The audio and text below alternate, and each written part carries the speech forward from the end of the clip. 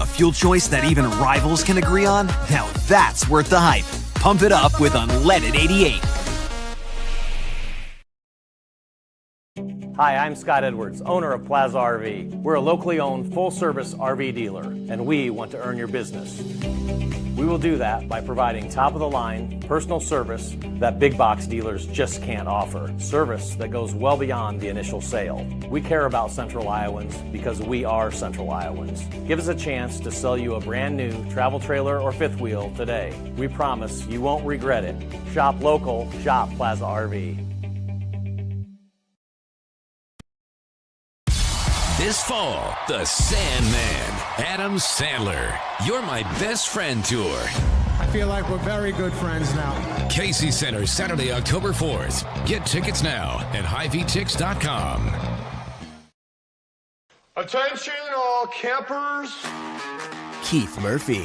What I do have are a very particular set of skills. Skills I've acquired over a very long career. Andy Fales. I'm telling you straight, it's my way or the highway. Powered by AD. Just a bit outside. Murph and Andy. Proudly presented by Ramsey Subaru, live and on demand across Iowa everywhere from the Channel Seed Studios. Murph and Andy, connected by cellular advantage. It is great to have a Friday Murph and Andy. It was great to see Scott Edwards of Plaza RV because next week, Andy, he's going to be like our dad. He's everywhere with us, yeah. He's driving the big RV as we start a long week of RV TV. Yeah, he's also kind of like our compass sometimes, like, okay, guys, we need to settle down a little bit. Got to make sure we get adequate sleep tonight. Or, I got to head to the next town. Everybody make good decisions. So, yeah, it's good to have him there. Good to have Jake Bren, the Iowa Sportscaster of the Year, with us today, filling in for Andrew Downs. It's like I'm an intern again. I love it. Yeah, Jake, I think we pulled you off the golf course, didn't we? You did, yeah. I was in the middle of the best round of my life. Best round of my life. Nothing could stop this. No, it was fairly mediocre, and I actually had an early tee time, so I was. You couldn't look done. more like you got off the golf course than you do right now. I know. I didn't have time to change, shower. That's the beauty of remote. Well, it's good to have you with us. Thanks for jumping in, Jake. AD, we hope we'll recover quickly and be back with us as soon as possible. Andy, look at me flying the where is it? Oh, yeah, over here. Football Friday prime time. I got the outfit on. I'm like a billboard for WHO 13's prime time. I got mine too. Yep, we're all set. It's like the old Monday Night Football. Yeah, wearing matching shirts. This shirt is new. Yeah, brand new. All right, college football weekend kicked off with a full Thursday of games, and I was able to watch some of these. How much college football did you squeeze in last night? 0. I didn't watch any of it. Nope. All right, let me catch you up. So Wisconsin and Minnesota. I heard all about Nebraska. Yeah, Wisconsin, Minnesota cruised. Rutgers and UCF barely got by. Houston, Oklahoma State, no problem. Nebraska, you mentioned, won that close game with Cincinnati. But let's check in on Big Red quarterback Dylan Raiola's entrance.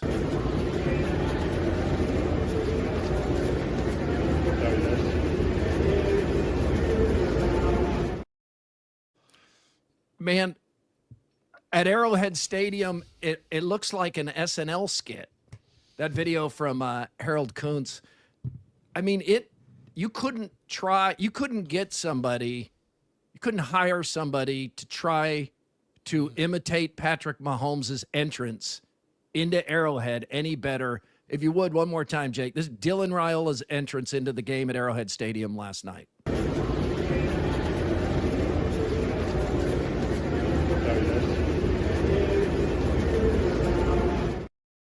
That is wild. So, I mean, he does look like Patrick Mahomes. He does. Just kind of naturally looks like him. Does Patrick Mahomes wear clothes like that? Yes. When he walks into the stadium? Well, it varies, but yeah, he usually has. I don't think I've ever seen an entrance of his into the stadium. Yeah, I have probably too many of them. Yeah, it's a whole thing now. It's become a new thing. NBA, NFL, WNBA. I only care about the WNBA entrances. Yeah. I understand. And, the Guest House Tavern. yeah, they're beautiful. They look like supermodels. Everybody, I don't want to watch a bunch of guys walk in. Care about Pimping that. in. Dumb. The Guest House Tavern and Oyster in West Des Moines sets the table for sports and more. Coming up, the Cyclone helmet car returns. Micah Hyde talks CyHawk and America Needs Farmers. That's in a few minutes. And the week in Iowa, unnecessary censorship. AD didn't make it, but I tell you right there, fighting, even if he's fighting for his last breath, he will get that Put done. that together. Yep. He will put that together. Building it all week long. I think it's surf and turf night over at Guest House Tavern. I like surf. I like turf. I like them both. It's I've seen places try to pass off surf and turf as like a chicken breast. What? And chicken like, breast and shrimp like cocktail, pork or something. No, fish sticks and a chicken sandwich. Yeah, we've got your surf and turf. No. It's a really nice steak and really nice seafood. That's surf and turf. It's not.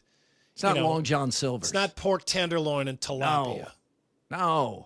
Let's get the buzz here on a Friday. The Buzz. Brought to you by Logier Heating and Cooling. Yeah, I'll tell you, the buzz might be Jake's just on top of this stuff. Good job, Jake. Way to fill in.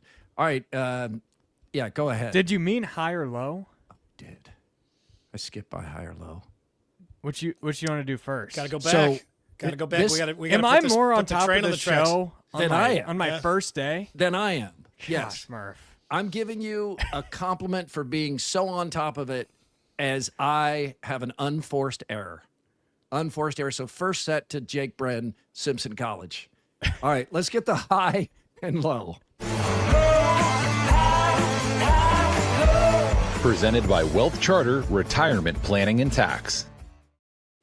Wealth Charter Retirement Planning and Tax has the answers to all of your questions regarding your finances, whether you're talking about the stuff you've got sitting in savings, the stuff you've got in the stock market, the tax situation that you've got, whether it's with you, your whole family, your portfolio, all kinds of stuff like that.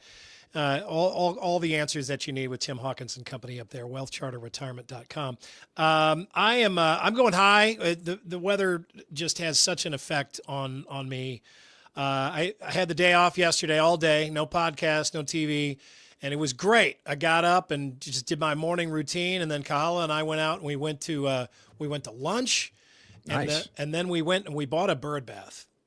Well, you did have a big day. Yeah, we bought a bird bath at this place up in this stone, this like sculpture place, concrete yard art place in Johnston, up off of Merle Hay. Concrete yard. I don't really know the name of it, place. like Concrete Creations or something in Johnston. Really nice guy that owned it. Gentleman who's told me how much he missed the radio show. And then I said, well, we have the podcast now. And he looked at me like I was speaking Greek. And then What's that? I said, well, let me see your phone. Do you use YouTube? No, didn't even know where YouTube was on his phone. So we have to keep on working at this kind of stuff. So if you know any people like this, any older people who maybe don't, or maybe they're not that old, they just don't like tech, and they tell you that they used to listen to our radio show, they know about the radio show. Would you do us a solid? I think we got spend 2 minutes with them and show them where to get Murph and Andy now. Yeah, please do. We had a little bit of a false start. I remember last year, so it was almost a year ago, because it was day one of RVTV, and we're doing the Murph and Andy Show podcast for Iowa Everywhere, and we were in Perry, and it was a holiday, and we could immediately see that day that 50,000 people had watched and listened, and that was day one. So that just felt like, oh, everybody knows how to do this. But then over the year, we've learned, like, especially if they skew older, they tend to look like me or older, they may not know how, although that is changing quickly, as we know, because now YouTube is the most watched network in the United States of America. Yeah, I mean, it's the place to be, but it doesn't have everybody. And not only that, I mean, people can know how to use YouTube, but you want to set your alerts up, right? So it alerts you each day that the show is on, and you get into that kind of routine of the muscle memory and all that kind of stuff. So if you would help us, listeners, viewers, with anybody like this that you run into, we would be eternally grateful. But anyway, so we got the bird bath there. And then today, I forget about this every year, but I'm driving by Fairway and just out on the roads in general, and I see a preponderance of coolers, RVs, getting ready, little trailers pulled behind Suburbans, big SUVs. As people are getting ready to tailgate tomorrow, and they're going big. They know the weather is going to be really nice, so they're putting all their chips in, and you can just kind of see. It's like a really good storm that people are preparing for, but like everybody's kind of got it on their mind if they participate in that kind of stuff. Right. They may even be taking the day off today just to make sure they've got all their ducks in a row, and they've got all their beer ice down and their food preparation all started. But I can see that kind of even just in my neighborhood from my window, I can see people getting loaded up for tomorrow, and I love that. Yeah, that is fun. And that RV lot at Jack Trice Stadium, what a huge hit that is. So when you're frustrated with the Iowa State athletics director, if you're a Cyclone fan, about beer sales at the stadium or the iState logo or whatever it is, remember all the changes up there that are absolutely hard to believe for those of us who remember what a Saturday in Ames was like 20, 30 years ago. Complete change. Everything. The stadium, the look, the internal, external, all of it has been made better. All right, so the buzz is that Iowa and Iowa State have home football games this weekend. I still have to do my high, don't I? I think I'm too excited. I need to calm down. I'm sorry. My high is that it's Football Friday primetime tonight. And I love this. I look forward to it. It's not easy, but it's fun. And I get to call a game with Justin Surensey, who's a good friend and knows so much about football. Andy, you work the sidelines now. We're going to have a steady cam tonight. That'll be fun. That's the first time we've added that. We've added something every year, including Andy a couple of years ago. Ed Wilson is out there around the Football Friday live shots, which will be over at SEP today. So I just really enjoy this. If there's any low from this, it's learning that our producer, Bill Pearson, is sick and can't make it tonight. Because he does a great job, and he will be missed. I know other people will step up, but we'll miss Bill. Bill's not going to be there tonight. That's news to me. I probably shouldn't have mentioned this. I did text that to you, but you might have missed it. And now I feel like we could have we lost you mentally for the next hour? No, I'm fine. You're still in it? Yeah, okay. Yeah. I was just trying to figure out where you told me that. Yeah. So Bill's out. Okay. Bill's out with COVID. He's got COVID. Yeah. Yep. Yeah. It's and I was 2 feet away from him for a half-hour conversation the other day. You might be next week. Please, not this week. Don't knock me out with no that kidding. stuff. Yeah, right. I was over there talking to him too. Yeah, and I talked to Bill the day after our lengthy discussion, and he had gotten really quite sick overnight, so he can't go tonight. But we will miss him. So, the buzz. Iowa and Iowa State have home football games this weekend. Iowa State hosts FCS Power South Dakota, the Yotes. Iowa hosts an Albany team with a turned-over roster and an interim coach, Jared Ambrose. This might be the worst team Iowa has played in the modern era. Albany has next to no one back from last year's team. The coaching staff has been changed out, but they haven't hired a new coach yet. So they have an interim coach who will audition this entire season for the job. This is a complete and total mismatch. So I'm not going to pretend there's some way that Albany can stay in this game. They'll be overpowered even if Iowa is emotionally not ready to play. And I think Iowa will be. But that leads us to our quickie poll from WCI Pools and Spas in Ames and Urbandale. And we're asking you, which is more likely? The Cyclones win by 30 or the Hawkeyes win by 50? Iowa State favored by 16. Iowa favored by about 36 or 37, depending where the line is. Jake, first crack at it. Which is more likely? I would say the Hawkeyes winning by 50.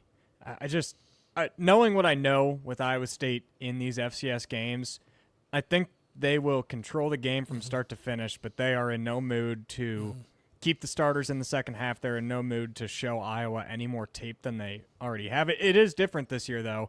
They already put the book out by playing K-State. So maybe and Iowa doesn't have to put the book out and won't put the book out. Like maybe there's a world where Iowa State does play this like they played Arkansas State last year, and they had a couple trick plays. They had a pop pass to Ben Bramer. Maybe they do treat it like, let's just go and get a 40-point lead before halftime and move on to Iowa.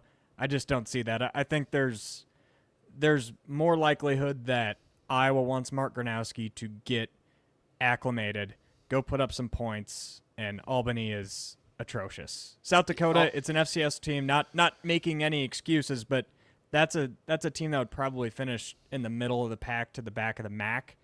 Albany would finish dead last in any Power 5 or any FBS conference for that. Yeah, Albany's one of the worst teams in the country, at least going into the season with what's on paper and a coaching staff in flux. Andy, I find this an intriguing question because Jake laid out why it might be unlikely Iowa State wins by 30, but Iowa rarely scores 50. I mean, even against a bad team, and Kirk Ferentz isn't out to embarrass the team that showed up for a paycheck. No, he doesn't do that. I don't think either one of these is going to happen. I don't think they're real likely to happen. But the thing is, I think you could see 31 points from the Iowa defense and special teams together. I mean, you could see, the offense not even, other than maybe a couple of field goals or something, no touchdowns from the offense, and they get 31 points, and then of course, the offense is going to kick in some points as well. So I don't think the trip to 50 is real long for Iowa tomorrow, and I think their defense is going to shut them down. So it's possible. I agree that Iowa State doesn't want to show – they don't want to show a whole lot more to Iowa. They don't – well, see, again, here I am analyzing the history of Iowa State rather than the history of Matt Campbell. But, he doesn't – he's not a blowout guy either. And that would be a blowout of a much better team than Albany. So, I mean, I'll go with Iowa here. I think there's a stronger chance because I think you're going to have multiple units scoring on Albany.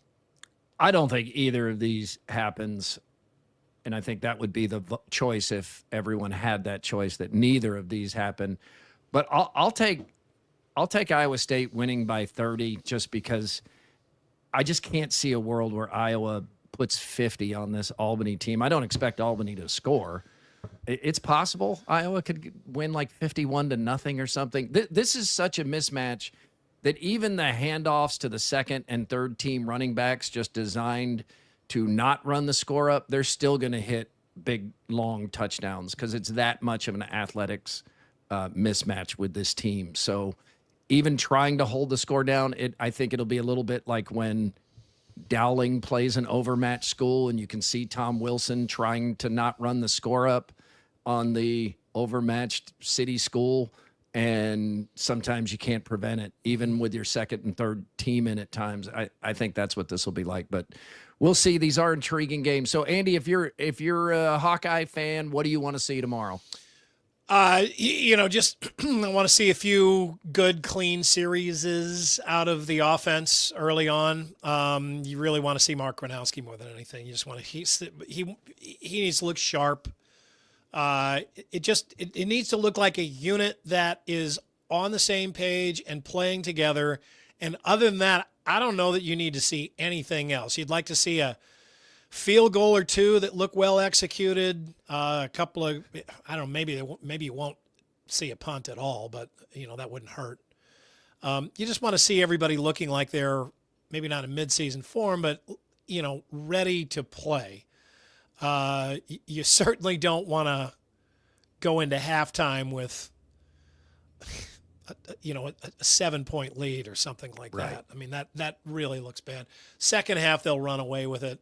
We know this drill with Iowa and Kirk Ferentz, but I don't know. I mean, you're looking at the quarterback, and you want the units to look sharp for Iowa State next week.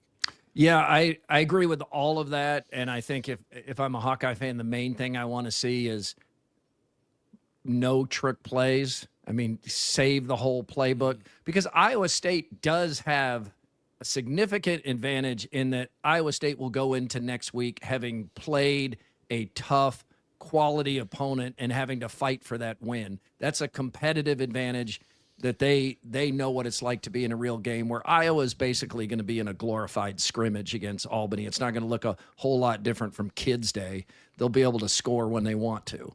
So if I'm an Iowa fan, I want to balance that advantage that Iowa State has, having had a tough opponent, with they have no idea what Tim Lester has put in the playbook this offseason. So you're looking for that balance.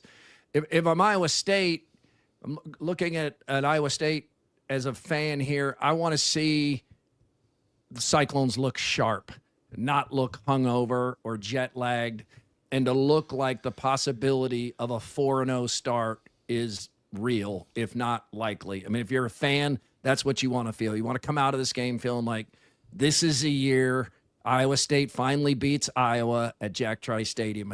I can feel it. And they're going to beat Arkansas State, as much as Matt Campbell correctly can't figure out why in the world Iowa State is traveling to Arkansas State for that game. But we have a kind of a Big 12 expert here, bigger than 12's Jake Bren. Jake, what do you want to see from the Cyclones? I think what you said, just be sharp. I want to see Rocco Becht have a strong first quarter. If there's any fair critique of Rocco, especially over the last year, he has had some rough first halves, rough first quarters against any team. That Arkansas State game last year, that team was terrible. Iowa State won the game 52-7, I believe, but Rocco was bad in the first quarter, and the game should have been put away earlier than it was. So I think Rocco building chemistry with his receivers, getting Ben Bramer even more back in the mix. I think that's what I want to see more than anything. I expect the defense to not give up a ton. I expect the running game to be decent to good. If Rocco could get the ball spread around, be accurate, hit on those easy routes, I think Iowa State fans will leave feeling pretty good. 52-7 over that really talented Arkansas State team? Yeah, the vaunted Red Wolves of Jonesboro, Arkansas. Oh, man. Yeah, I think, I think what's hard about these games, right? I mean, you're just like looking at polish.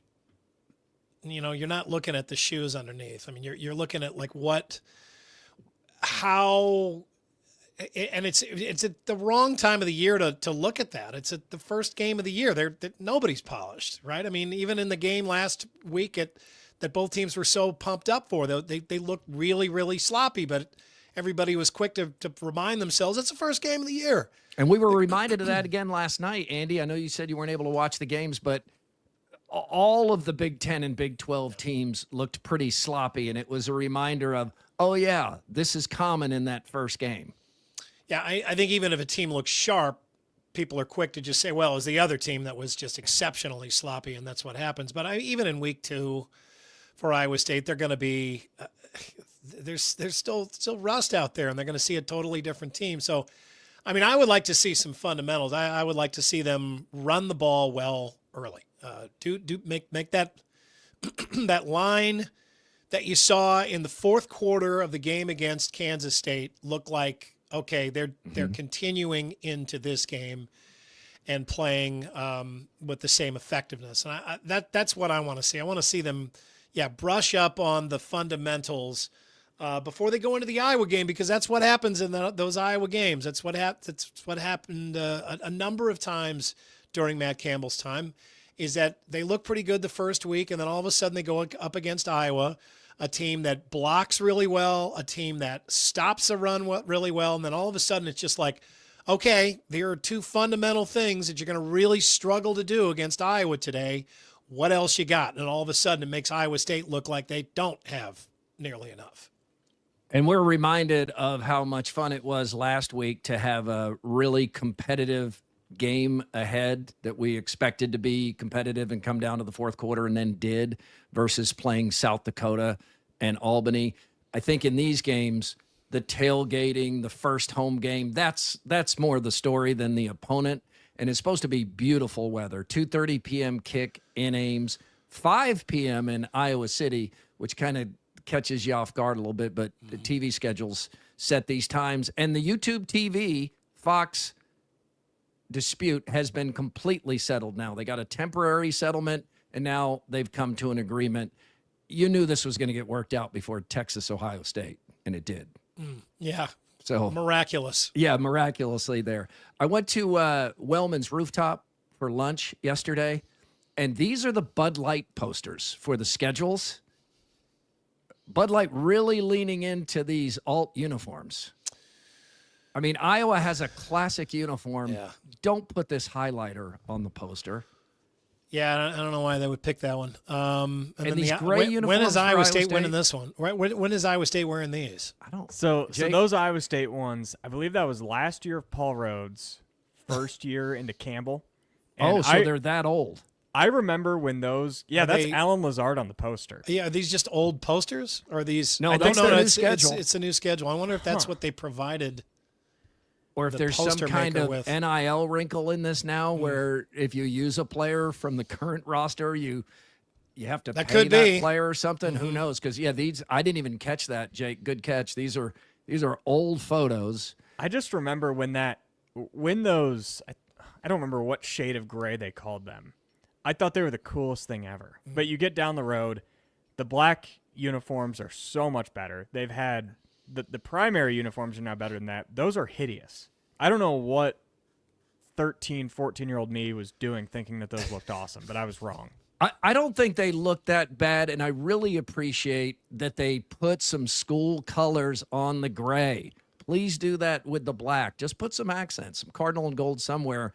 This Hawkeye uniform is those bad. Are terrible. Those that's are really just, bad. I mean, that's bad. And it has a little trace, like it's a little nod to remember when they wore the feathers on the shoulder pads for one season, maybe two. I don't know. There's like a feather there, but not all of them. That's a bad look. Do better, Bud Light.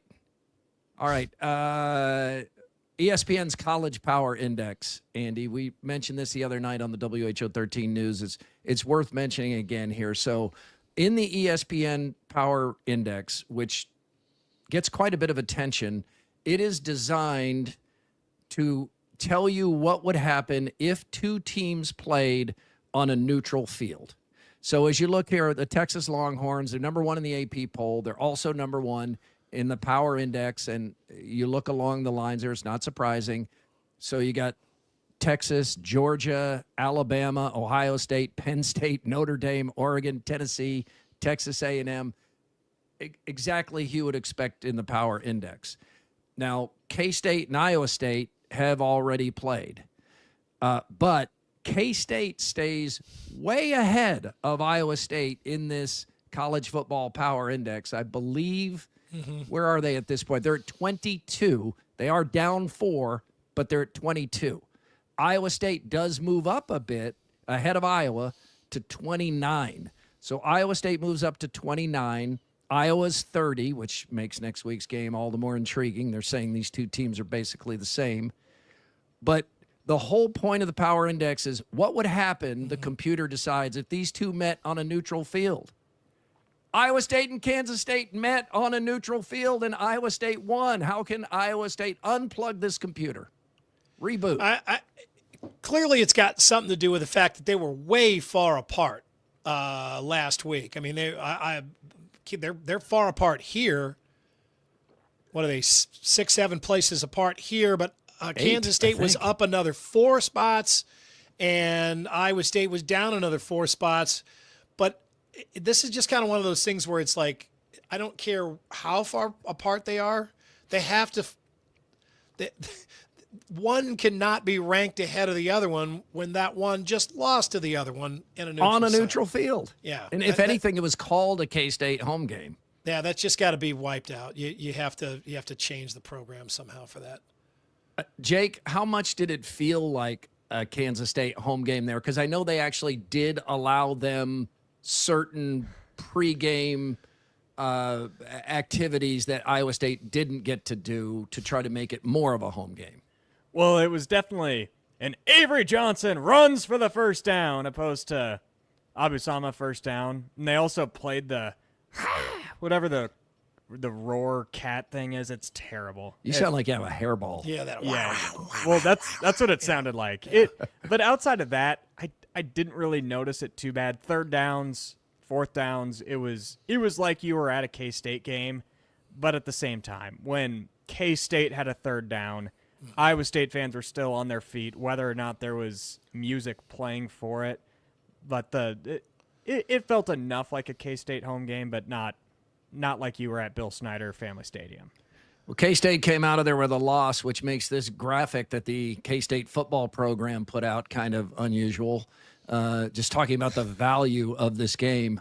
1.7 billion impressions, $191 million of media value, 4.7 million viewers on ESPN, and this is just begging for a big loss. Priceless. Yeah, it's a really strange photo to select. I mean, are the guys behind him praying?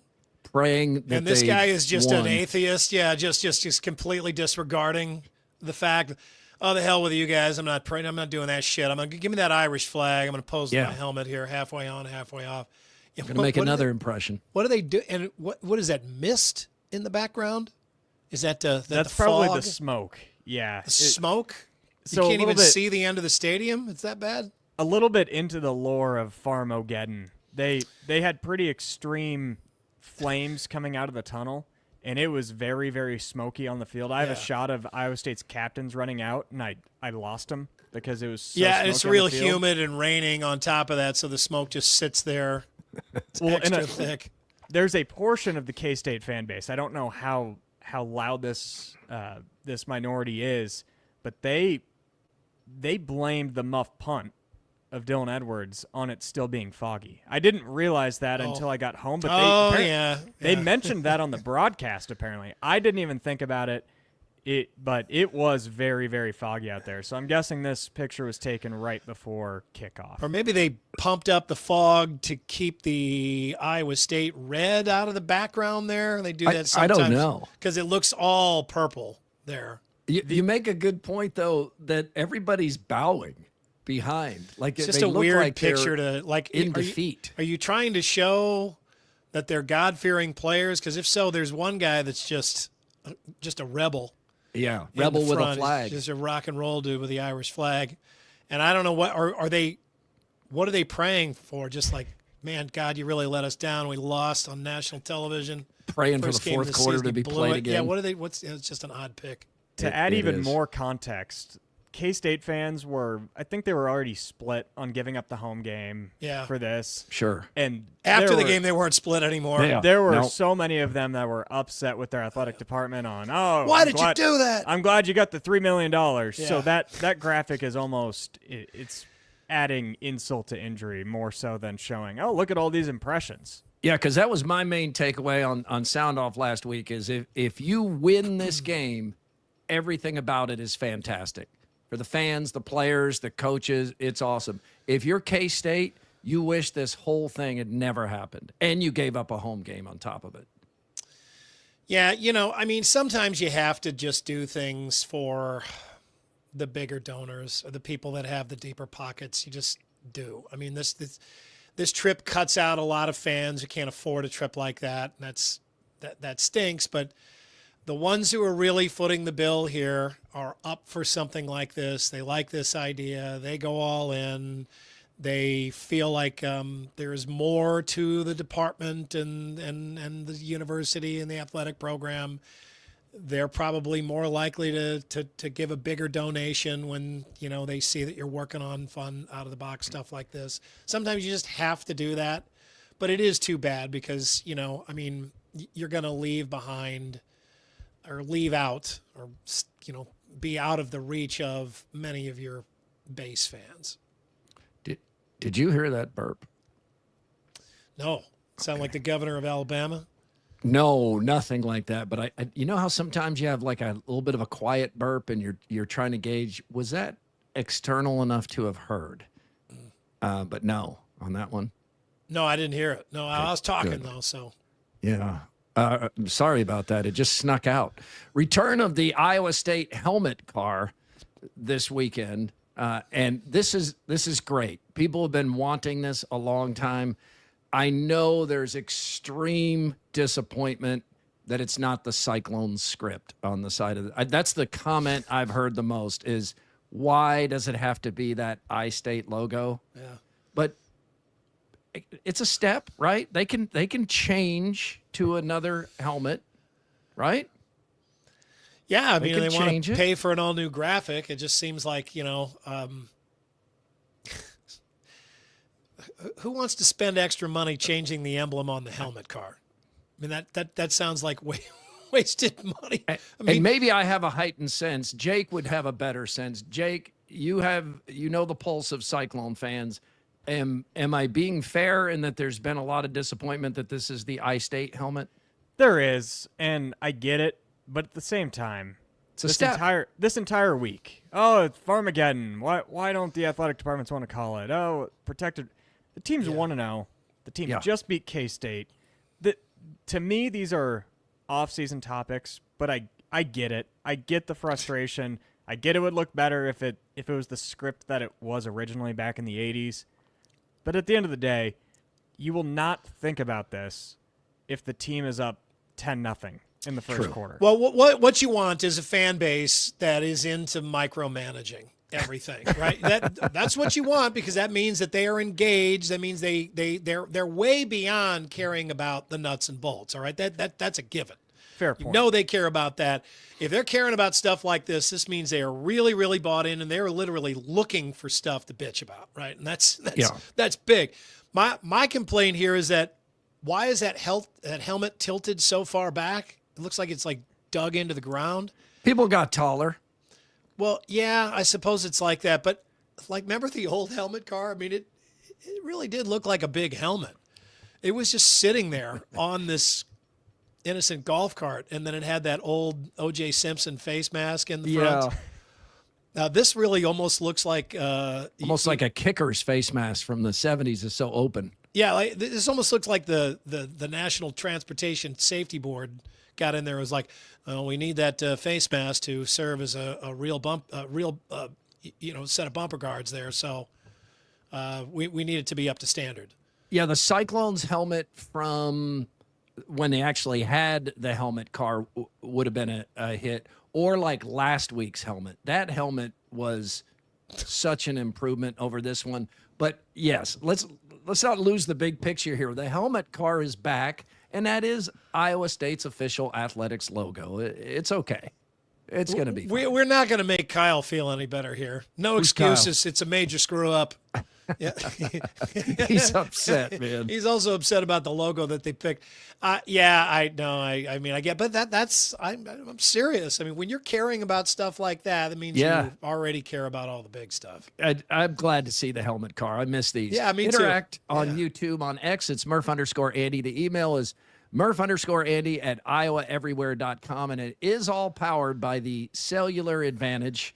35 regional locations, proud partner with U.S. Cellular since 1993, and now merged with T-Mobile.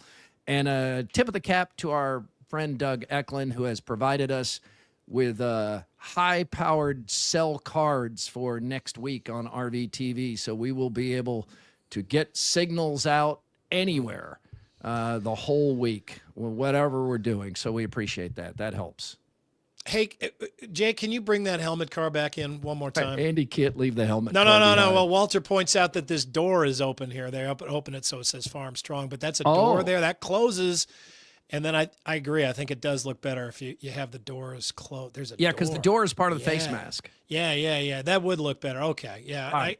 It's still going to get the plug in. Yeah, it's still going to be kind of tilted way back. But yeah, you got to get the plug in, right? I also wonder. Okay, I'll give it a chance. I also wonder. So the athletic department put out a video yesterday of Usama and Jeremiah Cooper debuting the cart. I wonder what the weight limit is. They didn't put 6'7" Tyler Miller in it, or Big Dom, Big Orange, Big Citrus in the middle. So I wonder if there's a weight limit. I thought they'd maybe be like, "Oh my God, don't put them in there. That's a bad omen. Now they're gonna get injured. They're gonna need the cart." Jake, have you been to Walmart? Like ever? Yeah. Yeah, a time or two. Have you seen the size of some of the people in the Rascals? Yeah, I've Don't also been to need like worry about a Adventureland. weight limit. That's true. Well, I worry about the weight limit when it's award-winning natural grass at Jack Trice Stadium. You don't want it burning into the end zone. Big treads in there. That is good grass. That's good grass. No need to comment, Reverend Ray. All right, America Needs Farmers' 40th anniversary since Hayden Fry and the Iowa Farm Bureau teamed up to spotlight the great work of Iowa farmers and American farmers. And Micah Hyde joins the Wall of Honor. He'll be honored in the Penn State game. And I had a chance to catch up with Micah yesterday. We're joined now by former Pro Bowl football player and Big Ten Defensive Back of the Year at Iowa, Micah Hyde. And Micah, thank you for joining us. Thank you for having me. Well, congratulations on being added to the America Needs Farmers, the A&F Wall of Honor. What does that mean to you, Micah? Oh, I mean, it's awesome. It's awesome, obviously, to see the names of guys that have accepted that award before me. Legends, obviously, guys some of I have never met or even played with, but just were legends when I stepped on campus at the University of Iowa. And then some guys that I have played with, and I know their character, I know their work ethic. So for me to be able to be in that same category as them and to accept this award means everything. So what values did you learn doing chores on a farm in Ohio? Oh my gosh, so many. It was very humbling. It was hard work. Just the character of the family that I worked for. You could just tell they weren't doing it for any attention. They weren't doing it for any publicity. It was all about just waking up every day and putting in the work. And so for me, just with the early mornings and the late nights and going on out there, I was 15, 14 years old through 18 and even a little bit in college, just learning how to become a hard worker. And I feel like it was a very pivotal time in my life where that's what I needed. I needed to be playing Friday night football, staying up late and waking up early the next morning, get put right to the fields to be picking up boulders or baling hay, baling straw, just all that type of things that you do on a farm that just instill that hard work in you. What memory do you have of a chore on the farm that you were thinking to yourself, man, I got to get a job where I don't have to do this again? The very first one I remember going, it was a cold winter day. It was freezing, a little bit of snow on the ground, and we were driving. So we were sitting in the bucket of the tractor, and we were going, super slow. And when we see a big boulder, we'd raise our hand. We were driving through the field. We'd raise our hand, and when we raise our hand, they would stop the tractor, and we'd jump out, squat down, lift up this big boulder, put it in the bucket, and keep going. So that very first time I worked on the farm, I literally said, I'm never coming back here because it was freezing. I couldn't feel my hands. I had to squat down. I probably did 300 squats that day. It was a lot. So. But I went out there the next weekend, and from there I just continued to hang in there. You'll be honored at the Penn State game in October. So to come full circle from working on the farm, learning the values of the farm and how hard that work can be, and then being added to a wall like this at a marquee game like that, what kind of full circle moment is that for you? It's wild. It's truly wild to me because, now that I'm done playing football and I'm retired, I can look back on my career. And really when I was working on the farm, I had no idea that this was even going to be a thing. Like I had no idea I was going to be accepting an award, 20 years later, 15 years later, however long it's been, to that really showed the hard work I put in on the farm at a young age and, kind of how it translated and formed my career into what it is today. So, I'm extremely excited for the game. I'm excited for my family to go back. My wife has the last Penn State game, I think it was, at Kinnick. She was there for that, pregnant with our firstborn. But now our kids will be able to go back, and it's gonna be awesome to see. Catch us up on what your life is like now. What are you doing? How's your family? So school just started a couple weeks ago, so that's been keeping us busy. It seems like every other week we have a back to school night that we have to go attend. So we have a 5-year-old and a soon to be 4-year-old here in 3 days, actually 2 days. So our baby girl is going to be 4, so we got a birthday party this weekend. But kids are keeping us busy. Soccer starts next week, coaching both teams, and still working on our nonprofit Imagine for Youth Foundation, and also we got some other projects that we got going on right now. So I thought retire life was going to be beach and golfing and sunshine, but instead it's busy phone calls and just trying to get stuff done to keep myself busy. Micah, what did you learn from Kirk Ferentz that you carry forward today? So much. I can just remember sitting in those team meetings of his, and sometimes they would be 5 minutes, sometimes they would be, seems like an hour and 5 minutes. And just the life lessons that he would preach each and every day. And I don't think, like I mentioned, kind of working on the farm at 14 or 15 or whatever, but I don't think that at 18 I really understood the messages that he was preaching. Now I did sit there and I listened, I comprehended it, and I understood that, Coach Ferentz is a very knowledgeable guy and, full of wisdom, and he's going to, teach his players about life before it comes to football. And so, I would sit there and listen. And looking back now, like he was really giving you the blueprint on life, on how to make it in the NFL, but also just being a great dad, being a great husband, being a good person. And so that's stuff that, once again, at 18 through 22, anybody that is sitting in those meeting rooms, any guy that is sitting in those meeting rooms, it's very important for them for just their maturation process and just learning about, how to carry themselves in the future and stuff like that. And it's very detailed. It's very, what else? It's just, it was awesome to be a part of that university for those 4 years and learn under somebody like him. Coach Ferentz could pass Woody Hayes to become the all-time winningest Big Ten football coach, and he could do it against Iowa State. Mm-hmm. What are your memories of the CyHawk rivalry? I think we went 2-2 against them, which one loss was, I think we lost 9-6. And then another one was overtime. I think double or triple overtime, I think, at Iowa State. So we lost 2 and we won 2. And so for me, all I think about is the losing the 2, because I can't believe we lost to them. And I've played with some guys that went to Iowa State during that time, AJ Klein, Leonard Johnson, those type of guys. So they would make it be known when they beat us. But it was obviously a great rivalry and great for the state of Iowa. I could care less about Iowa State. I think I was scrolling through the TV the other day and they played their first collegiate game, and I think they won.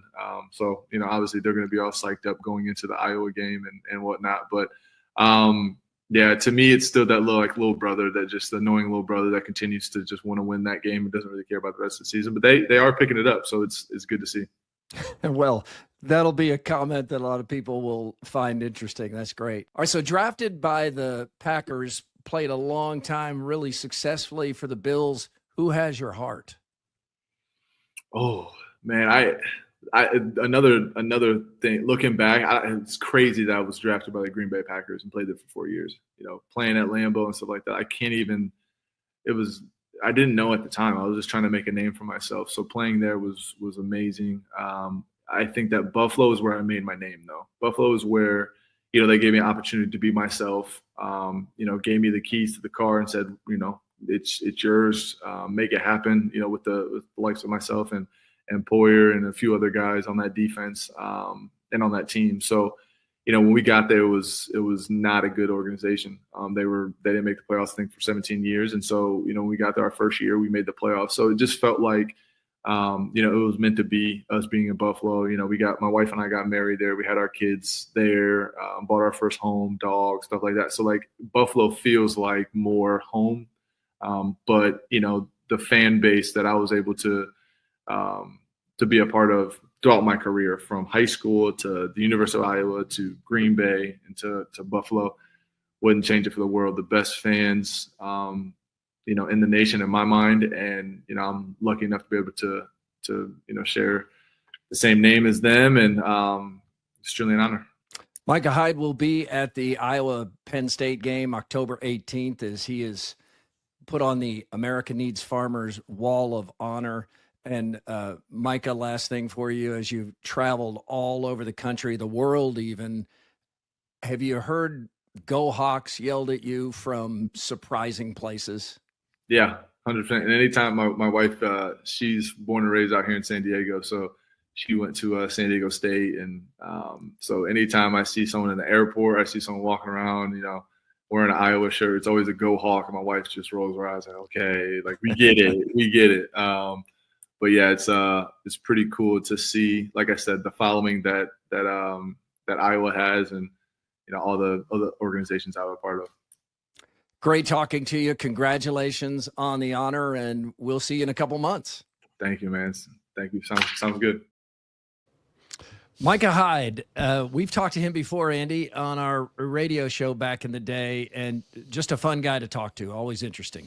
Yep, he didn't win any fans among Iowa State fans, so geez, wow, that guy's still hanging on to that stuff. Oh yeah, after all those years, yeah, he's upset about the 2-2 record. Yeah, he is. This is funny though. It's in your blood. Yeah, it's in your blood. It stays. He's in from your blood. Ohio, but he got in his blood early. Yeah, it did. Grimaldi's fan photo winner of a $50 gift card goes to Brian McMillan.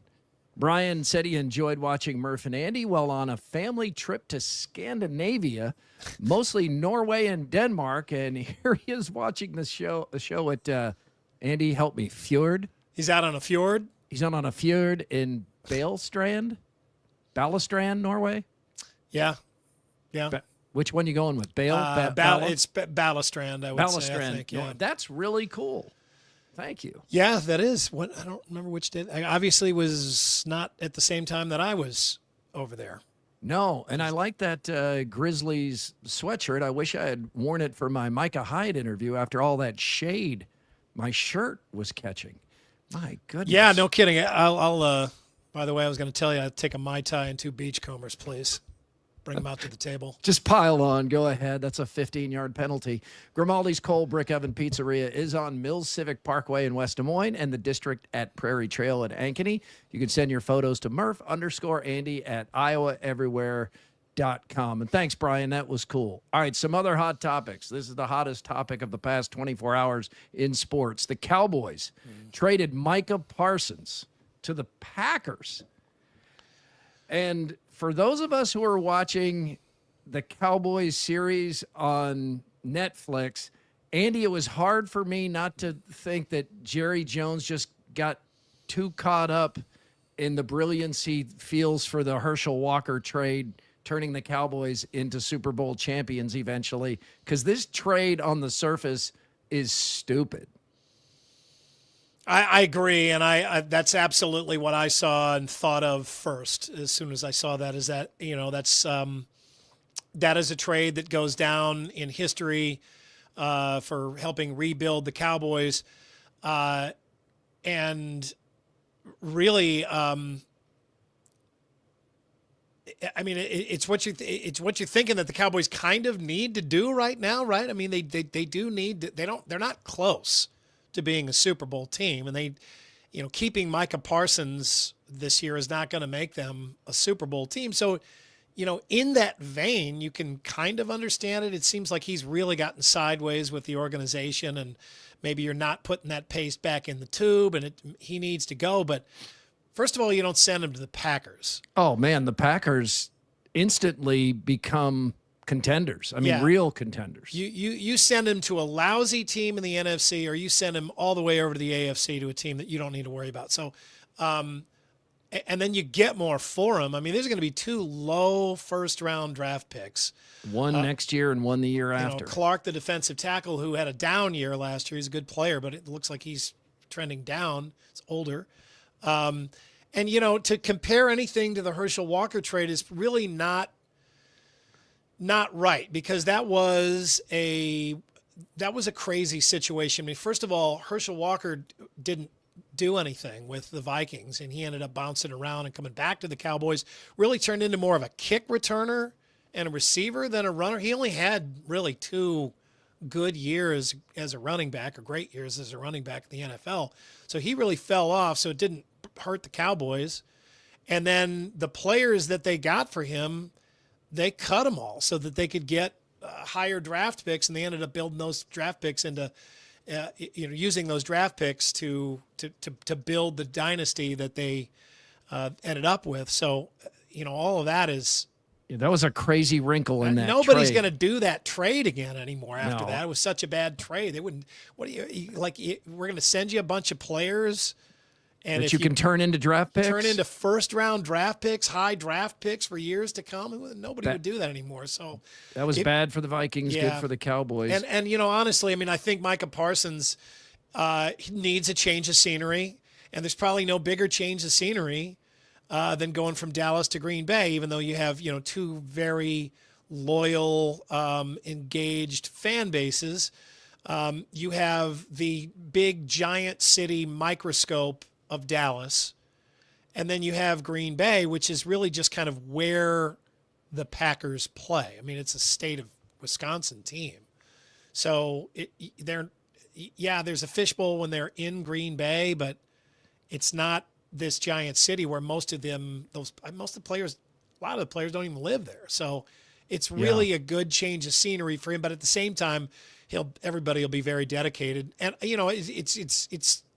it's difficult not to look at this trade and then think of the Packers the year that they signed Reggie White as a free agent and what that did for them. I mean, this is a different team than the one that signed Reggie White too, but that was everything that the Packer fans are hoping that this could be. Although Reggie White was older, he was a much better player than Micah Parsons. He was a totally different player than Micah Parsons. He was an edge rusher, but he was just an absolute monster no matter what was going on. He was not he wasn't just a pass defender. He was an everything defender. Jake is a Cowboys fan. Yeah, what do you think, Jake? What do you think of this? What do you think? I wish I wasn't. Oh, I'm furious. I feel like Cowboys fans are legitimately angry. I'm legitimately angry, legitimately considering not watching. Sundays in my world now with Cyclone Fanatic, we're doing bigger than 12 on Sundays. I'm going to spend Sunday mornings rewatching the Iowa State game, watching every single Big 12 game. My desire to continue to follow this team was already trending down. The documentary somehow made it worse.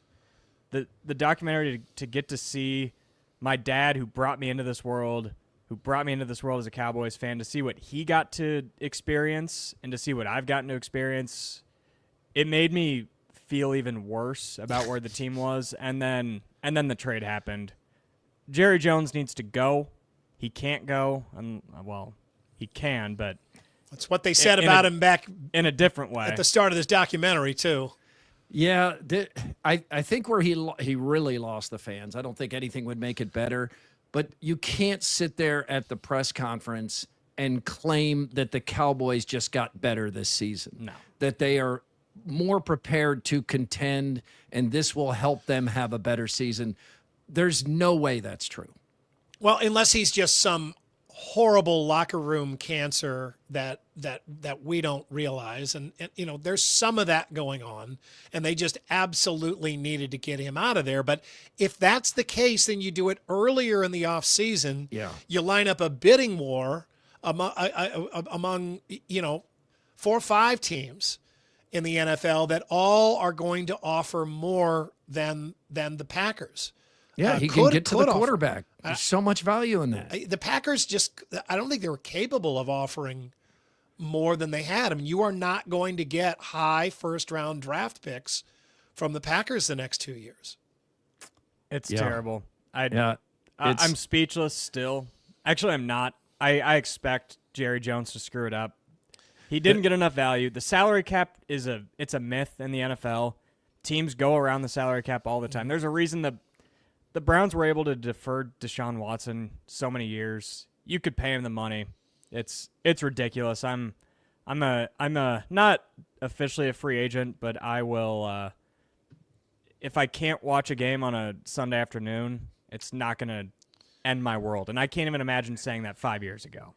What's going to be fun though is watching him play in Green Bay. I mean, that fan base is going to love him. Oh my gosh!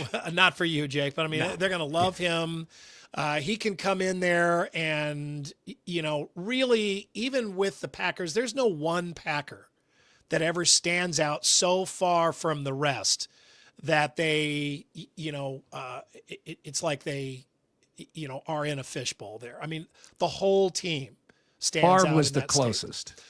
He was, but I mean, Reggie White was there for most of the time with him, and it spreads out, and he's going to be able to go there and just be able to wreak havoc on, rushing the passer and on defense. I mean, he's going to be able to just run sideline to sideline and, use his speed and his skills.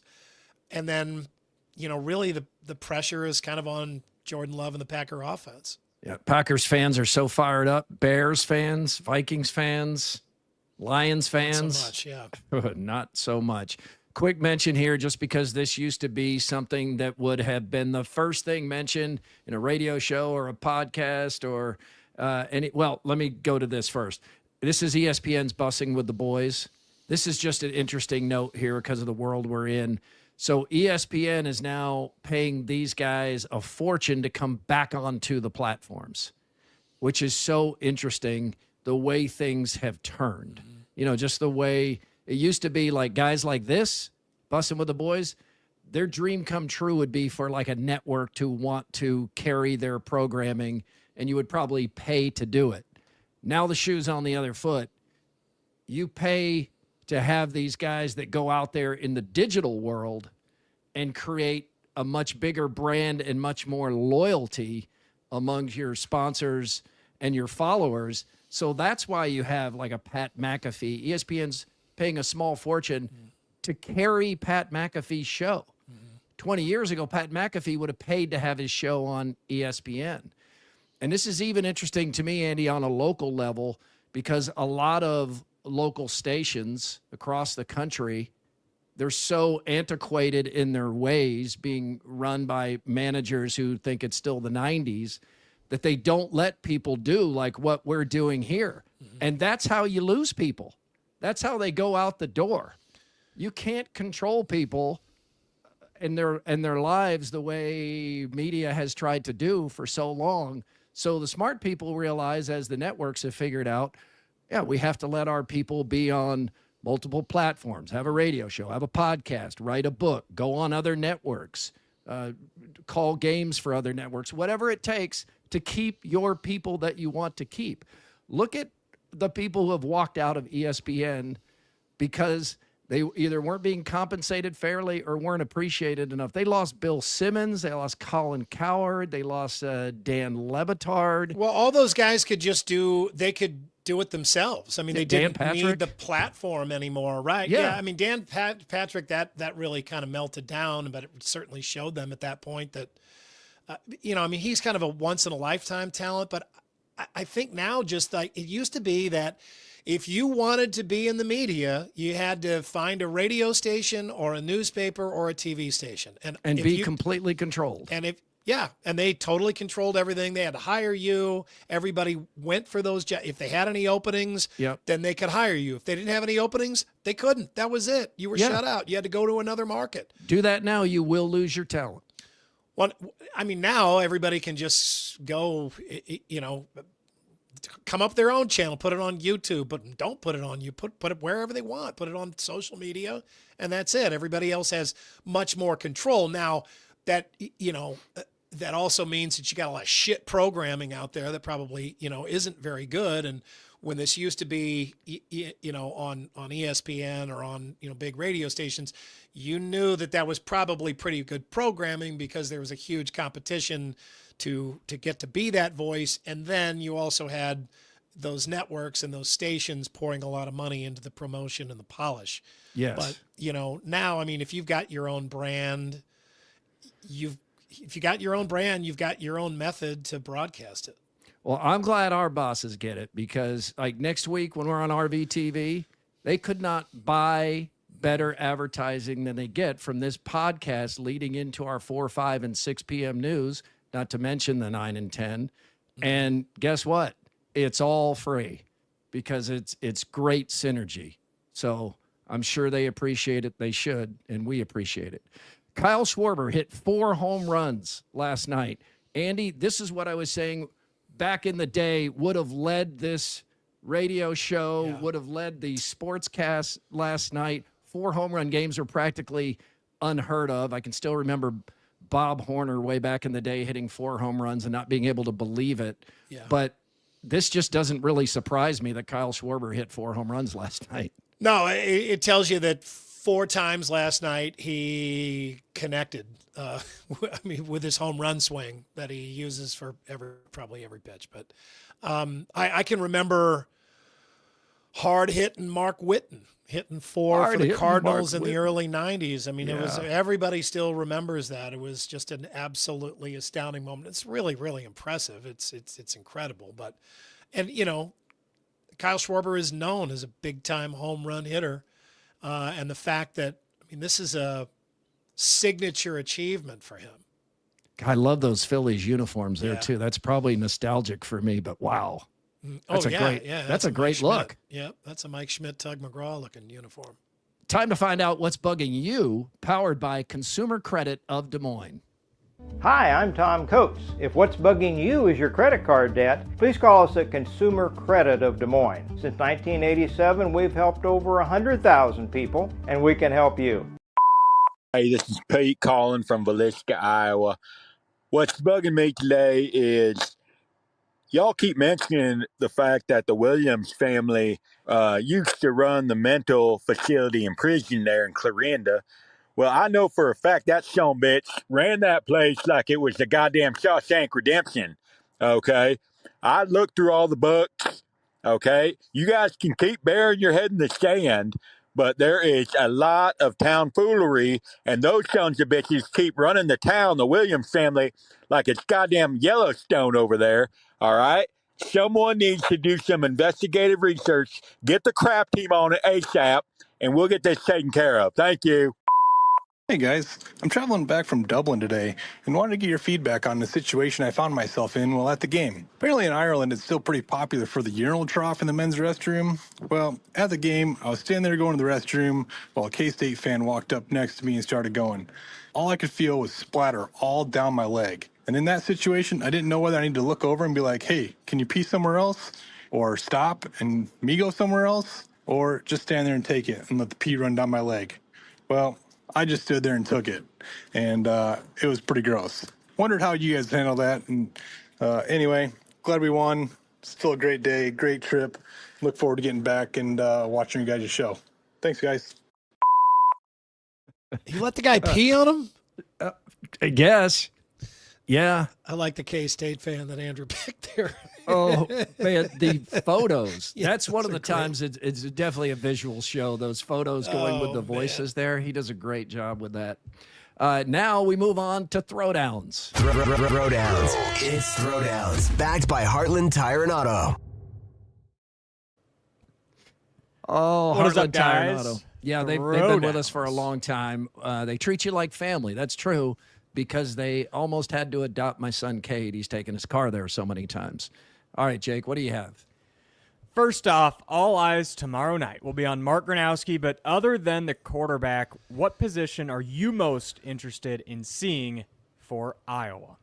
For me, it's the defensive backs because, you know, I think the front seven, there are some questions about linebacker, but they're usually great at Iowa, and the defensive line is strong. They gave up a lot of big plays last year, Iowa did, and they gave up some big plays even like in the scrimmage that we saw, and that's not really a great thing to go by, but I want to see the defensive backs looking sharp. I mean, there's a big step down, but from Mark Gronowski to the next thing that you're paying attention to tomorrow in the Iowa game. I would say it's just the guys catching the passes, right? The receivers, the receiving core, and lost Vanderzee for a month. I mean, whomever may catch it, what do they do? How are they looking? What are they doing after the catch?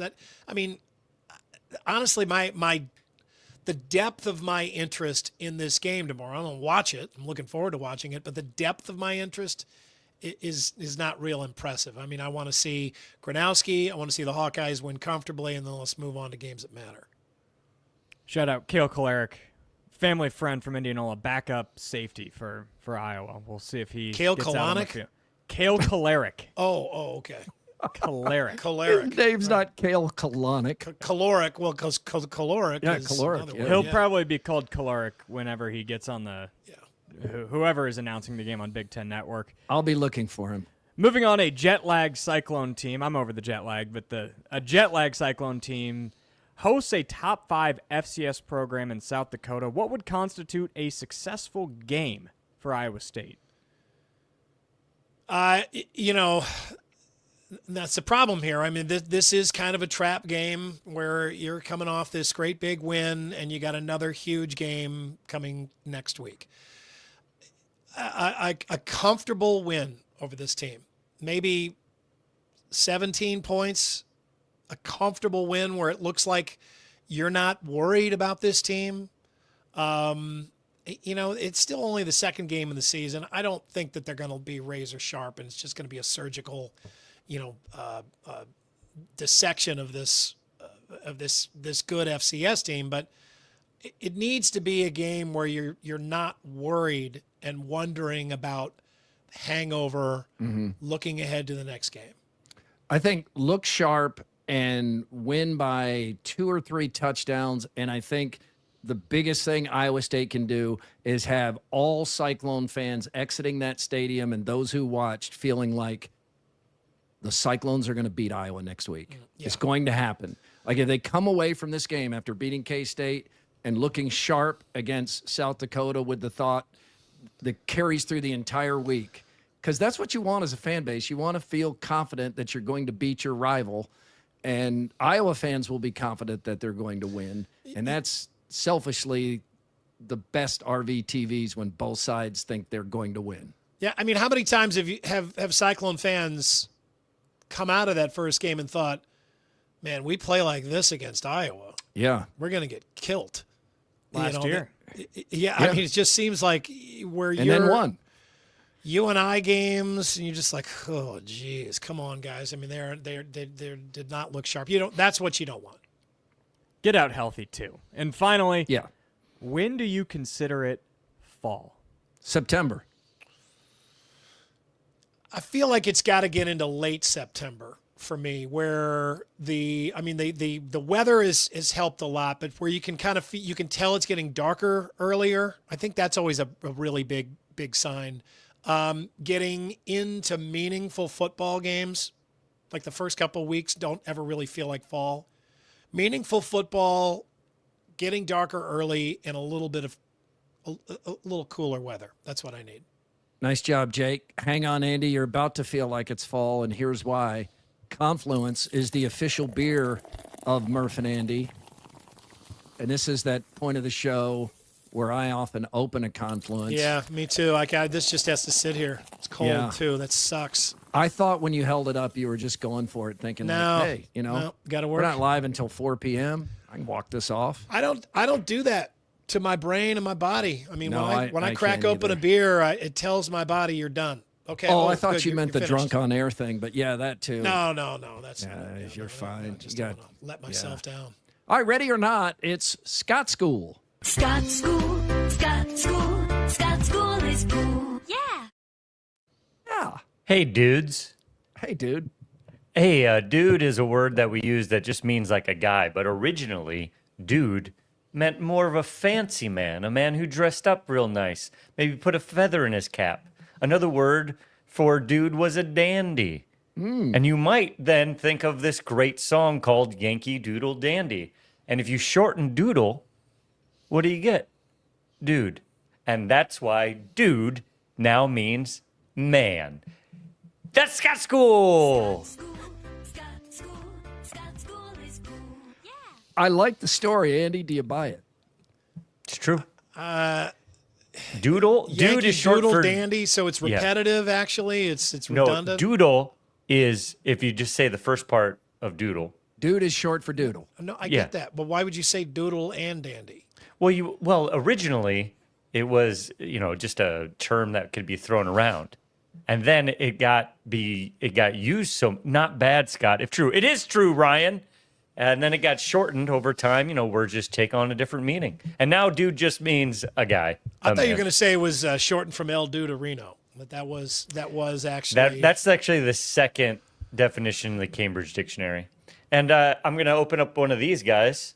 Oh, nostalgia. Yeah, Andy interrupted my nap yesterday to deliver these to my house. Yeah. And I'm going to try really it. Slept well. He had a total bed head. Yeah, I did. Yeah, I was right on the couch. It was very awkward. Kyle Let's try was this in the one. car. I haven't had the caramel apple. It was like, what was it like? Whoa. Like 2 o'clock or something. Oh, yeah, it was right in my afternoon nap window.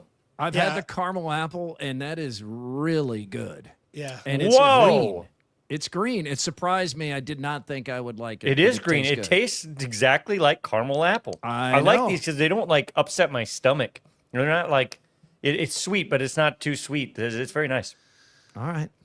I'm not working tonight. I like the nostalgia stuff. Yeah. That's another thing I can't have right now. No nostalgia. No no confluence. To be none of the good completely not under the influence. Wow, that Scott caramel is really present. Is presented by Hoodoo. Hoodoo it. H-U-D-U. Stupid quickie poll, also from Hoodoo. H-U-D-U. How do you spell it? Okay. This is a really good question. Okay. Yeah, this is one of your better ones, Scott. Thanks. How do you spell it? Okay or O-K-A-Y? Jake, how do you spell it? It kind of depends on the circumstance, no? I know texting is shorthand maybe Texting, sometimes. I spell it out. Texting I don't know is if I've stupid ever- because it's not really a spelling, right? I mean, it's an acronym, right? Is it okay short for O-K-A-Y? Well, it's short that for a- Martin Van Buren. He was old Kinderhook.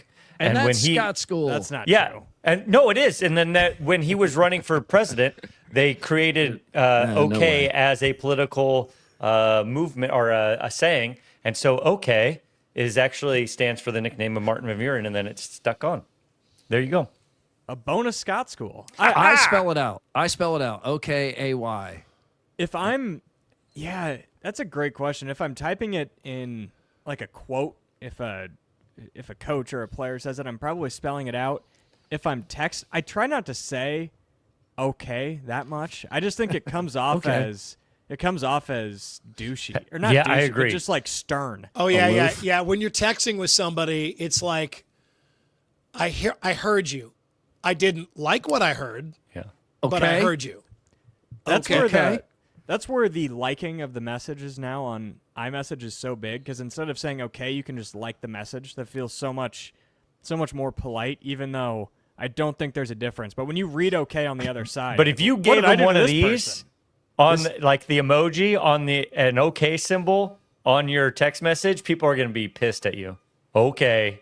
Oh, yeah. And you could be canceled for white power. Yeah, that's white that's what I'm supremacy. saying. Is that right? I still don't get that. I don't think that'd never take off. I think they dropped that. Thank man. goodness. But there was a guy that got banned from the Cubs games.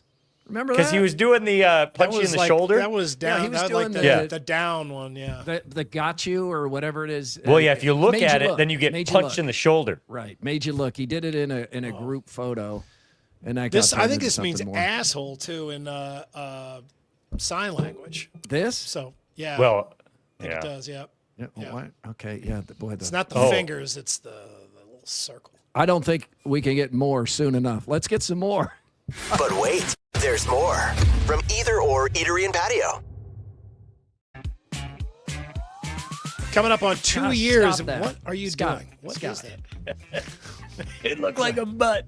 Jeez. What were Thank you, doing? Beavis. That just looks like your hairy knuckles. I take back what I said about the show is more interesting if you watch. Just listen. Let me just say something nice about Either Or. They're coming up on 2 years in business. They've got something very special planned to celebrate the week after next. Okay. Stay tuned. We'll let you know the details on that. They're I open. was just there for lunch today. All right. Yes, right across the street. Open tonight and tomorrow until 10. There are now 17 Iowa beaches with E. coli levels that exceed the acceptable level. Are you going to tell me Clear Lake is Clear one Lake of them? is one of them. Yeah, Clear Lake is on the list. Also, though, are the beaches at Blue Heron Lake in Raccoon River Park in West Des Moines. which is one that Lewis likes to go swimming in. He's not going to be able to swim there for a while. Lewis is a dog, by the way, if Yep. you're just joining us. And the beach at Easter Lake on the southeast side of Des Moines. Don't go on that beach either. It's got poo in the sand. 20 years ago today, this is kind of a big day in history. This is fun. I did this one today. Well, first of all, this is not fun, but this is 20 years ago today. Hurricane Katrina slams into Louisiana. Whoa. That was nuts. Despite being only the third most powerful storm of the 2005 hurricane season, actually, I was listening to a British woman talk about it today. They say hurricane. Hurricane. It was not even the most powerful storm of the hurricane season in 2005. But Katrina was among the worst natural disasters in U.S. history. In the wake of the storm, there were over 50 failures of the levees and flood walls around New Orleans and its suburbs. The levee and the flood wall failures caused widespread flooding, as you can see here. Looks like basically the whole city is underwater. Was the whole city underwater? I think it was. Yeah, because it's below sea level. Yeah, I mean, like all the way around the Superdome and everything. I remember. Yeah, you can see where the roads finally pick back up there toward the top of that photo, but my goodness. Yeah, it was just awful. New Orleans Mayor Ray Nagin ordered a mandatory evacuation of the city on August 28th when Katrina briefly achieved Cat 5 status, and the National Weather Service predicted devastating damage, but an estimated 150,000 people who either did not want to or did not have the resources to leave ignored the order and they stayed behind. Yeah, it's like everything is there. All the people they know are there. Where are you going to go? Where would you go? It was a really difficult situation. I remember in 2008, we had a bad flood here, and I just moved back from Kansas City and I had all my stuff in storage at this storage unit north of the interstate on Merle Hay. And the manager called me. He's like, hey, you might want to move your stuff. We got the water rising up. I was like, aren't you guys putting sandbags around the perimeter? No, we're just telling people to move their stuff. Well, if they got places to put their stuff, another place to put their stuff, they wouldn't have a storage unit. I moved to Where am I Baton gonna Rouge put it? around that same time, Andy, and I'll have to say that you could still feel Katrina 2.5 years after. Baton Rouge, because so many had evacuated and then they just never gone back. You couldn't move traffic. The whole infrastructure could not handle that. And it's one of those moments, if you ever run into somebody who lived through Katrina in New Orleans or had to leave and never go back, you can tell there's a hauntedness that they carry with them moving forward. And it went up the coast into Mississippi, Alabama as well. I mean, that was just a horrible storm. This day in 1985, 40 years ago today, Don Baylor of the Angels gets hit by a pitch for a Major League Baseball record 190th time. That is incredible. And he played for a while after that, but got on base.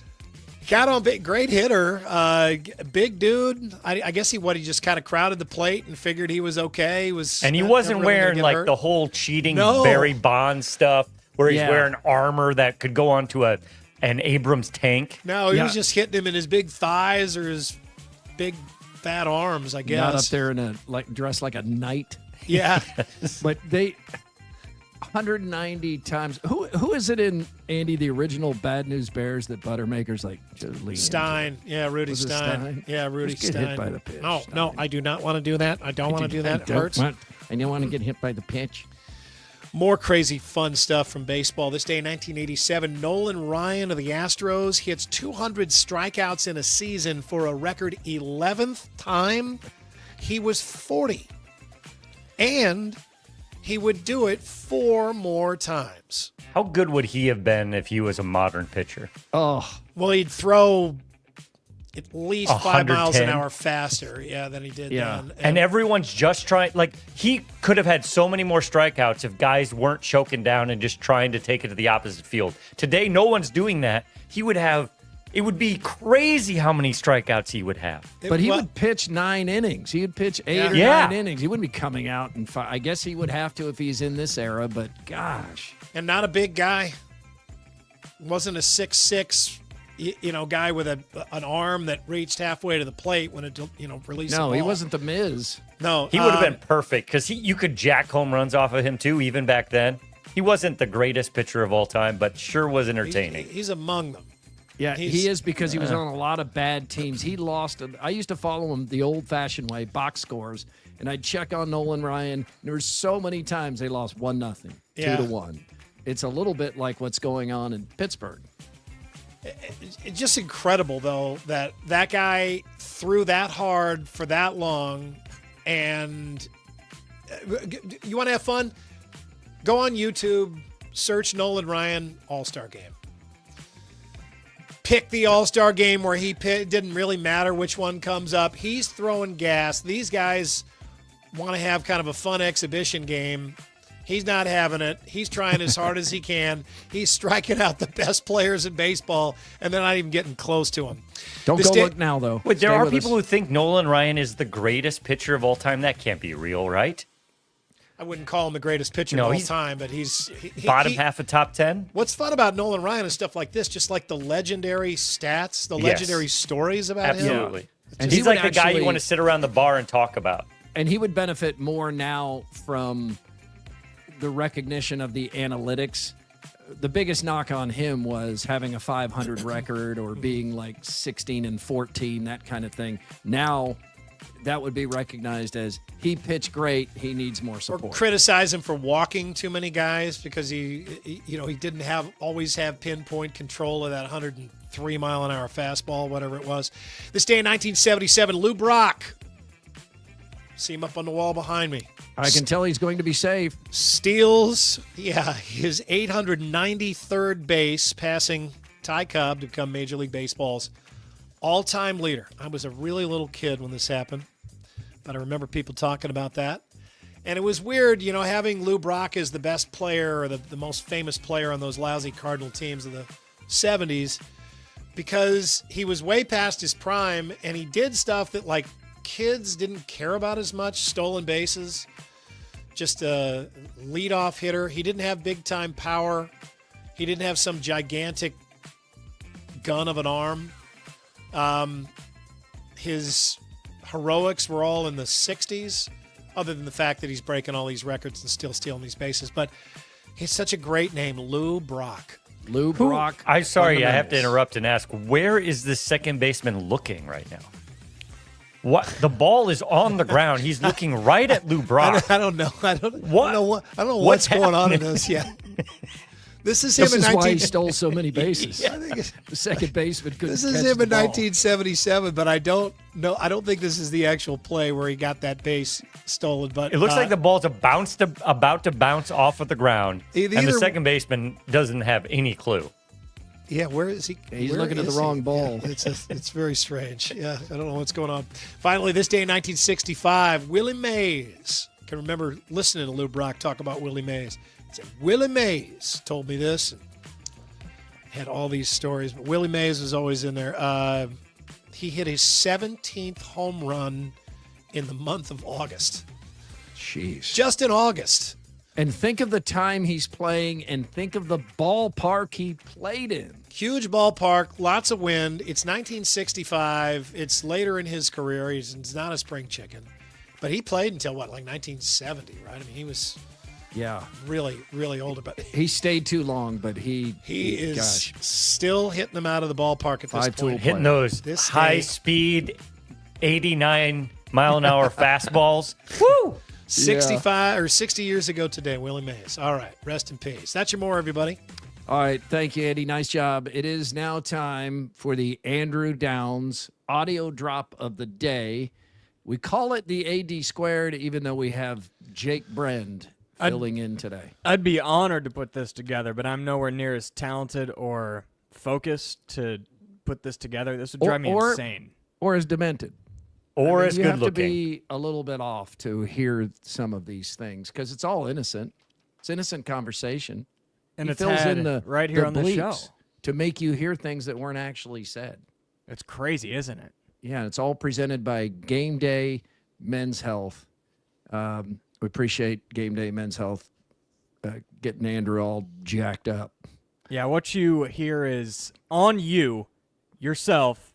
It's not on us. It is This Week in Iowa, unnecessary censorship. Gosh, I need to censor myself.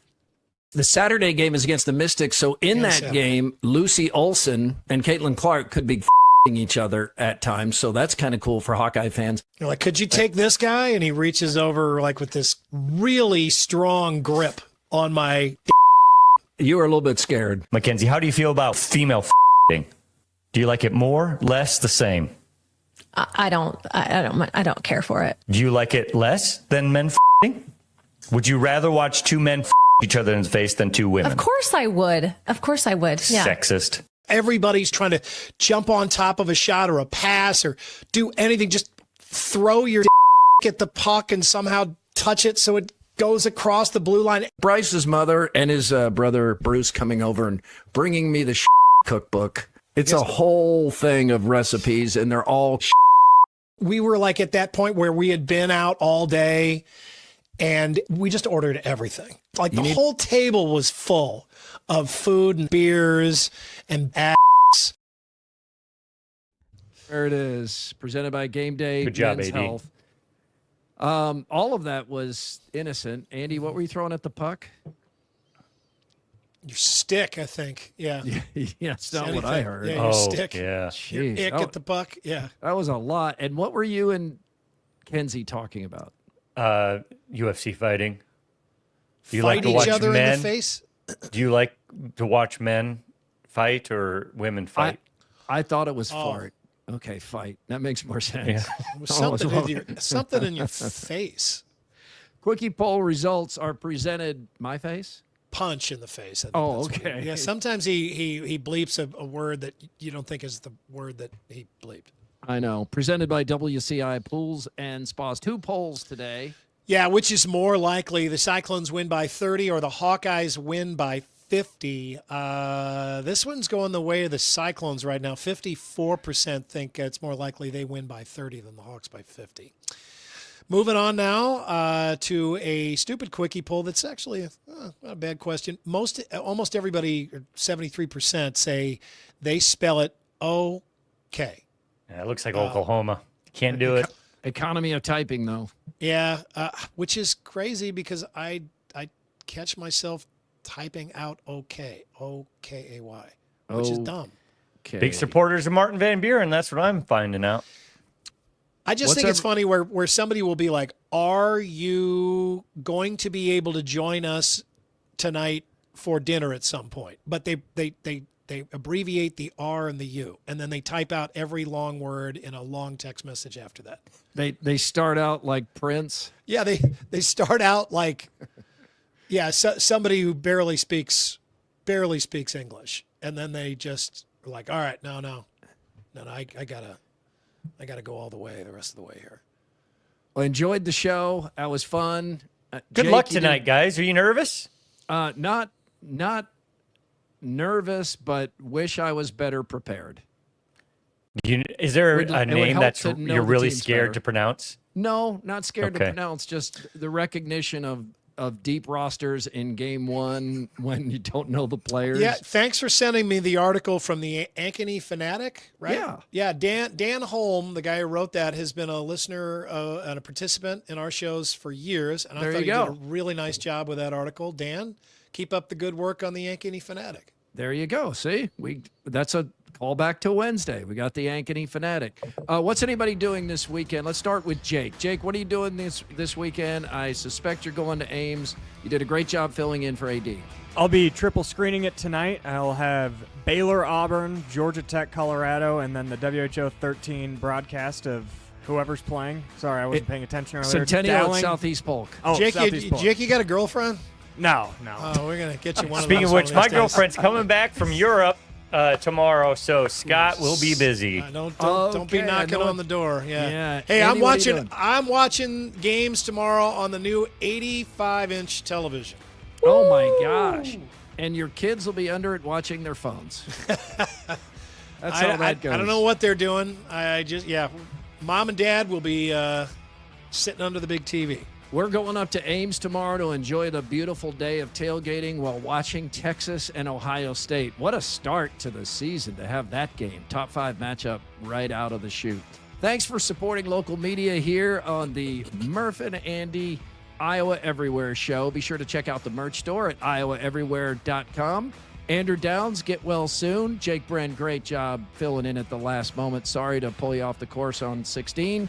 If you get a chance, please like, review, and subscribe on whatever platform you found us. We've seen people in the comments asking about Happy Hour. Happy Hour was last night, but you can find that wherever you find your podcast via Iowa Everywhere. We're back Monday. We will be in Earlham. We'll be live in Earlham on the first stop of RV TV, and we hope you'll join us then.